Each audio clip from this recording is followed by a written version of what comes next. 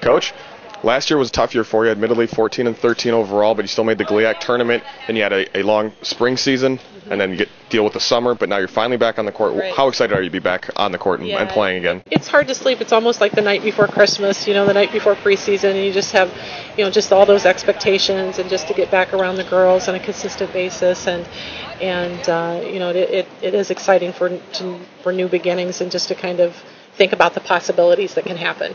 You have 10 returning letter winners from last year, but only one senior. That's Ina Uma. Right. So you have some experience, but not a whole lot of older players, I should say.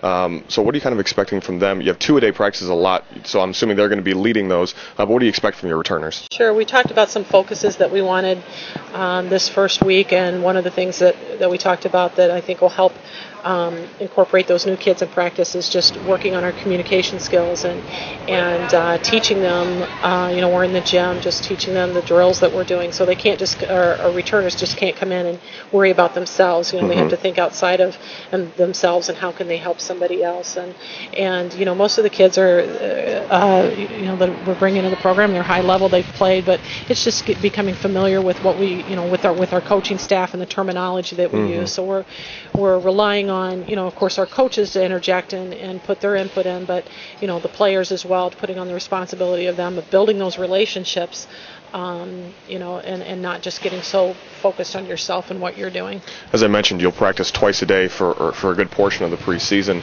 and that might be tough for some of the newcomers because you have seven freshmen and a transfer, so that's 8 newcomers who have never put on the Grand Valley jersey before. So how tough will that be for them? What are you expecting from the new kids? Yeah, I think it is. I think that's the biggest thing of making the jump from high school to college, probably in any sport, is the physicality of it and really learning how to push through things. Everybody here was probably the best player on their team, and when you take it to the next level, everybody is the best player, and so you've got to be engaged all the time, and it takes a while for a college athlete to build that endurance, to build that body. It's a year-round thing. So you probably will see the upperclassmen be able, they're not going to break down physically quite as soon as maybe some of the younger players were. It's just a process that you have to work. It's something you have to keep your eye on and making sure that we're not pushing people to the point of injury and kind of looking and see how their bodies are reacting and when it's time to kind of shut things down. Opening day of 2012 volleyball preseason camp with head coach Deanne Scanlon. Deanne, thanks for the time today. Thanks, TJ. We'll talk to you again soon. All right. Thanks for watching the Grand Valley Sports Network.